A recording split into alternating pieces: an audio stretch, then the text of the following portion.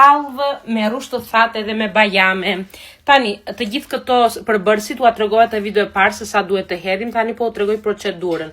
Në vajin që është skuqur, do hedhim semolina, i cila është si migdali, dhe në shqip duke se thonë semolina, pastaj i hedhim bajamet edhe rushin e thatë, sherbetin që u atregova të video e parë se si e përgatisim, e hedhim brenda, edhe e trazojmë të gjithë me flak të avashte që të më ngjitet në fund.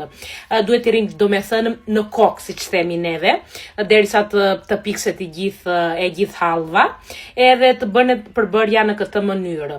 Tani, pasi e kemi mbaruar, do ta hedhim në një enë, në çfarë të kemi, neve hodhëm në një formë që bëjmë kekun, edhe duhet ta shtypim kështu e avash me lugë nga lartë, edhe pasi e kemi mbaruar të gjithë, do ta kthejmë në një pjatë.